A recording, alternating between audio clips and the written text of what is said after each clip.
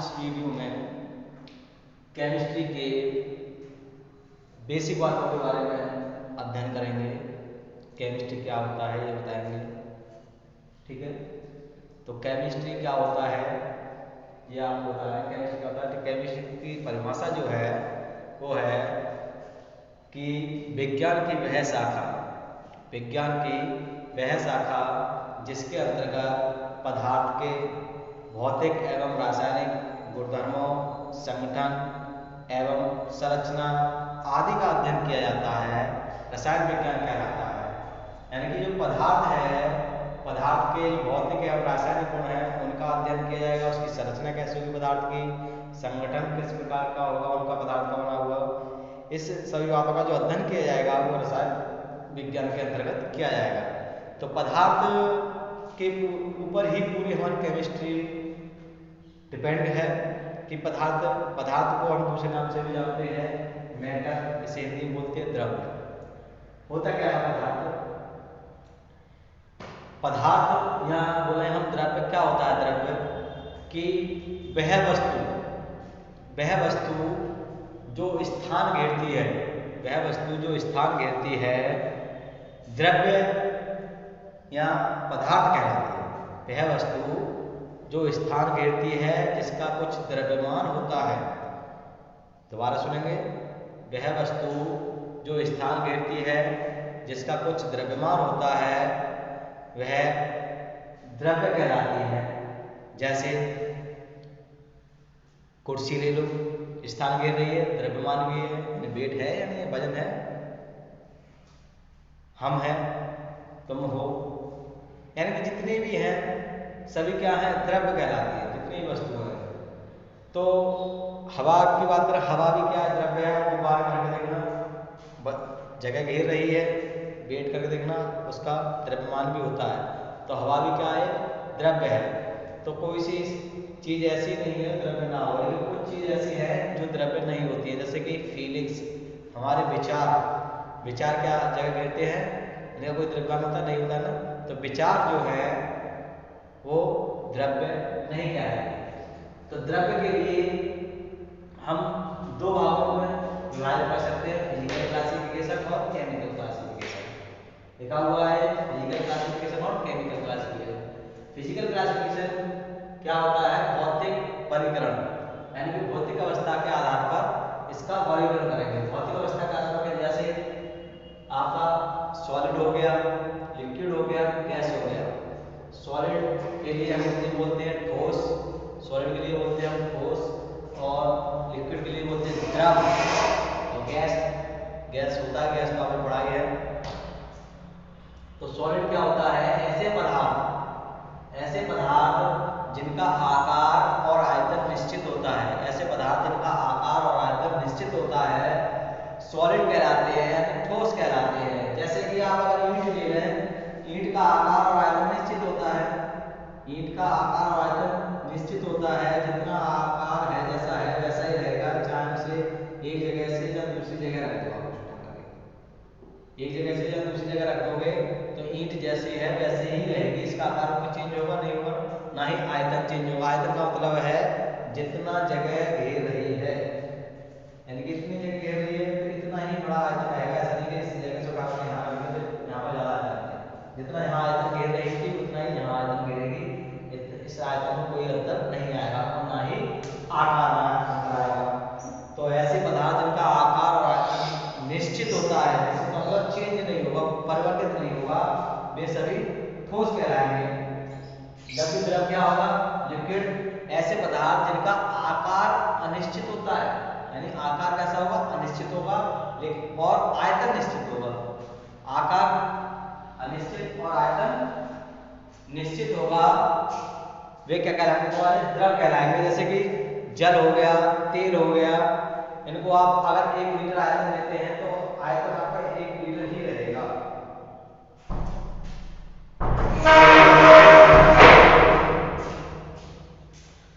द्रव अगर आप जल लेते हो तो जल का आकार, अगर आप गोल बर्तन में ले रहे हो जल के लिए तो गोल बर्तन के आकार का हो जाएगा, चौकोर बर्तन में ले रहे हो तो चौकोर बर्तन के आकार का हो जाएगा, लेकिन आयतन बराबर ही रहेगा। 1 लीटर ले रहे हो तो 1 लीटर की जगह ये नहीं है कि 2 लीटर आयतन घेर ले या 4 लीटर आयतन घेरे या कम आयतन घेरे, आयतन 1 लीटर ही घेरेगा, 1 लीटर से ना तो कम घेरेगा ना ही ज्यादा घेरेगा। ठीक है, तो ऐसे पदार्थ जिनका आकार अनिश्चित होता है, निश्चित नहीं होगा, आकार चेंज होता रहता है, लेकिन आयतन निश्चित होता है, लेकिन कहलाएंगे सभी द्रव कहलाएंगे। जैसे मैंने एग्जाम्पल बता दिया आपके लिए, आपका इसका एग्जाम्पल आप समझ सकते हो, जैसे वाटर हो गया, ऑयल हो गया, ठीक है, बहुत सारे इसका आपका लोहा आयरन मान लो, कॉपर मान लो, ले लो, ये सभी क्या है, सभी सॉलिड है। जब गैस क्या होगा, ऐसे पदार्थ का ना तो आकार निश्चित होगा ना ही आयतन निश्चित होगा, ना तो आकार निश्चित है ना ही आयतन निश्चित है। जैसे कि अगर मैं 50 ग्राम गैस को लूं, 50 ग्राम गैस नहीं, मैंने ऑक्सीजन नहीं लूंगा, तो ये 50 ग्राम वाले बर्तन में आ जाएगी। ठीक है, 50 ग्राम बर्तन गोल बर्तन में गोल में आ जाएगी, चौकोर बर्तन में चौकोर बर्तन में आएगी 50 ग्राम की। अगर मैं इस गैस को 50 ग्राम गैस को ही अगर मैं 1 लीटर वाले बर्तन में डालूं, पूरा 1 लीटर आयतन घेर लेगी, घेर लेगी नहीं घेर लेगी। अगर मैं कमरे की बात करूं, कमरे में फैला दूं 50 ग्राम गैस 50 ग्राम रहेगी, उस कमरे में फैला दूं तो पूरा कमरा घेर लेगी, तो आयतन निश्चित हुआ नहीं हुआ ना तो आयतन निश्चित होगा ना ही आकार निश्चित होगा, तो क्या कहलाएगा, गैस कहलाएंगे। ठीक है, तो ये आपका बहुत सारे हैं, O2 है, N2 है, ठीक है, बहुत सारे गैस हैं, तो सभी क्या है, गैस हैं। तो ये किसके आधार पर, फिजिकल क्लासिफिकेशन, केमिकल क्लासिफिकेशन, रासायनिक वर्गीकरण के आधार पर द्रव के लिए 2 भागों में बांटा गया, प्योर सब्सटेंस और मिक्सर, यानी कि शुद्ध पदार्थ, इसे बोलेंगे शुद्ध पदार्थ या द्रव्य, और इसे बोलेंगे मिश्रण। अच्छा, शुद्ध आप जानते हो, शुद्ध किसे कहेंगे आप बताइए, शुद्ध किसे कहेंगे? तो अगर मैं शुद्ध की बात करूं तो साइंस जो विज्ञान कहता है कि एक ही परमाणु से बना पदार्थ, एक ही परमाणु से बना पदार्थ क्या कहलाएगा, आपका प्योर सब्सटेंस कहलाएगा, प्योर सब्सटेंस यानी शुद्ध पदार्थ कहलाएगा, एक ही परमाणु से बना पदार्थ। जैसे कि आपका हाइड्रोजन हो गया, हाइड्रोजन में 2 अणु हैं, परमाणु में हाइड्रोजन H और H, एक ही हो गया, एक ही प्रकार से बना हुआ है। ठीक है, लेकिन शुद्ध पदार्थों को 2 भागों में बांटा गया, एलिमेंट्स यानी तत्व और यौगिक, कंपाउंड के बोलेंगे यौगिक।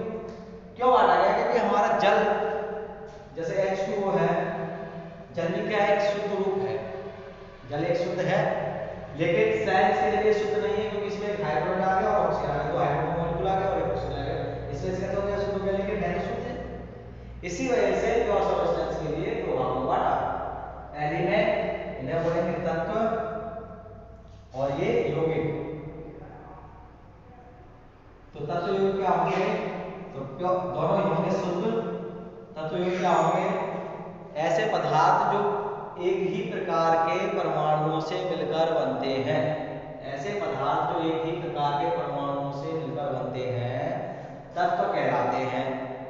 जबकि एक से तो अधिक तो होगा ही, यानी 2 या 2 से अधिक, 2 या 2 से अधिक पदार्थ जब आपस में मिलेंगे तो किसका निर्माण करेंगे, कंपाउंड यानी यौगिक का निर्माण करेंगे।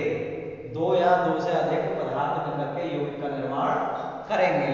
ठीक है, तो तत्व एक ही प्रकार के हो गए, तत्व को मैंने बता दिया था आपके लिए, इसका एग्जांपल अगर बात करें तो हाइड्रोजन हो गया, Cl2 हो गया, O2 हो गया, ये सभी क्या तत्व हैं, शुद्ध है, एक ही प्रकार के परमाणु मिले हुए हैं इन्होंने। ठीक है, तो तत्व भी 3 प्रकार के होंगे तुम्हारे, एक हो गया मेटल, इसे बोलेंगे धातु, अधातु और उपधातु। क्या क्या पहचान होंगे सभी तत्व ही। तो धातु क्या होंगे, ऐसे पदार्थ जिनमें चमक पाई जाएगी, ऐसे पदार्थ जिनमें चमक पाई जाएगी, तन्यता पाई जाएगी, तन्यता मतलब खींच के अगर हम उसे खींचे तो बहुत लंबा खींच सकते हैं उसे। ठीक है, तन्यता पाई जाएगी, चमक पाई जाएगी और आघात वर्धनीय होंगे। आघात वर्धनीय का मतलब अगर हम उन पर प्रहार करेंगे तो वो आवाज को उत्पन्न करते हैं। तो ऐसे पदार्थ हमारे क्या कहलाएंगे, मेटल कहलाएंगे। जैसे तुम्हारा हो गया Au, Ag यानी चांदी, सोना, Fe लोहा, ये सभी कैसे हैं, मेटल हैं। जबकि नॉन मेटल, और सभी मेटल जो पाए जाएंगे, सभी मेटल रूम टेम्परेचर पर सॉलिड अवस्था में पाए जाएंगे। रूम टेम्परेचर पर सॉलिड अवस्था में पाए जाएंगे, यानी ठोस अवस्था में पाए जाते हैं। लेकिन एक मेटल ऐसा है जो रूम टेम्परेचर पर द्रव अवस्था में पाया जाता है, उसे हम कहेंगे मरकरी यानी Hg। मरकरी Hg पारा होता है, ये कमरे के तापमान पर द्रव अवस्था में पाया जाता है। ठीक है, एक ही ये धातु है जो द्रव अवस्था में पाया जाता है कमरे के ताप पर। ठीक है, तो ये हो गया धातु। अधातु क्या होंगे? धातु ऐसे पदार्थ जो जिनमें तन्यता नहीं पाई जाएगी, भंगुरता पाई जाएगी, चमक नहीं होगी, चमकहीन होंगे। जस्ट इसका उल्टा होगा तो धातु का। और सभी कैसे होंगे? आपके गैस स्टेट में पाए जाएंगे। सभी कैसे पाए जाएंगे? गैस में पाए जाएंगे या सॉलिड में पाए जाएंगे। ठीक है, लेकिन एक आपका कैसा होगा? रूम टेम्परेचर पर ब्रोमीन जो होगा आपका रूम टेम्परेचर पर द्रव अवस्था में पाया जाएगा। एक आपका नॉन मेटल ऐसा होगा जो ब्रोमीन वो रूम टेम्परेचर पर द्रव अवस्था में पाया जाएगा, वो आपके क्या कहलाएंगे? सभी नॉन मेटल कहलाएंगे। जैसे मेटलॉइड यानी धातु, जिनमें धातु और अधातु दोनों गुण पाए जाएंगे, वे क्या कहलाएंगे? आपके मेटलॉइड यानी कि उपधातु कहलाएंगे। उपधातु कहलाएंगे। ठीक है, जैसे आर्सेनिक हो गया आपका, इनमें क्या होगा? चमक। आर्सेनिक आर्सेनिक में चमक पाई जाएगी, तन्यता नहीं पाएगी, इस तरीके से कुछ दोनों की प्रॉपर्टी पाई जाएगी। ठीक है, यानी जिनमें धातु और अधातु दोनों गुण पाए जाते हो, वे क्या कहलाएंगे? उपधातु कहलाएंगे। ठीक है, अब आती है मिक्सर की बात। मिक्सर कैसे कहते हैं? मिक्सर मिश्रण। मिश्रण दो पदार्थों, दो या दो से अधिक पदार्थ तो होंगे, दो या दो से अधिक पदार्थ, दो या दो से अधिक पदार्थों का मिलना मिश्रण कहलाता है। दो या दो से अधिक पदार्थ को जब आपस में हम मिलाएंगे तो क्या बनेगा? मिश्रण बनेगा। वो भी दो प्रकार का मिश्रण बनेगा, होमोजीनियस मिश्रण और हेटेरोजेनियस मिश्रण। इसे बोलेंगे समांगी मिश्रण, समांगी मिश्रण, और दूसरा कहलाएगा आपका विषमांगी मिश्रण।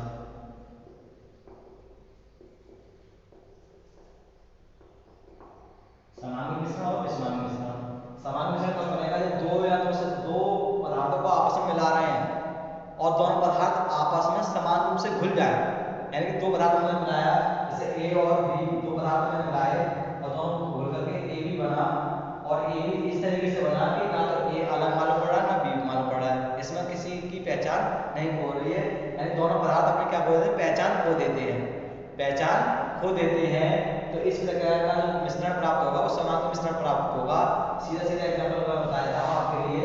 अगर मैं चीनी को जल में घोलता हूँ तो शरबत बनता है, क्या आपको उसमें चीनी दिखाई देती है? नहीं देती है ना। तो पदार्थ घुल गया उसमें समान रूप से, तो इस वजह से कैसा हो गया? समांगी मिश्रण बन गया। जबकि विषमांगी मिश्रण में पदार्थ दो या दो से अधिक पदार्थ घोलेंगे तो पदार्थ घुलने के बाद जो पदार्थ घोला गया है वो घुलेगा नहीं। जैसे आप रेत को घोल दो तो रेत क्या होता? पानी में घुलता नहीं है, कुछ समय के लिए घुल जाएगा, लेकिन घुलते क्या होगा? रेत अलग हो जाता है, पानी अलग हो जाता है। तो ऐसा मिश्रण जो बनेगा वो विषमांगी मिश्रण बनेगा। ठीक है, तो ये आपका केमिस्ट्री का बेसिक है जो कि आप पढ़ चुके होंगे कक्षा 10th में, 9th में पढ़ा होगा आपने। ठीक है, तो आप जो समझ लें आप पूछ सकते हैं।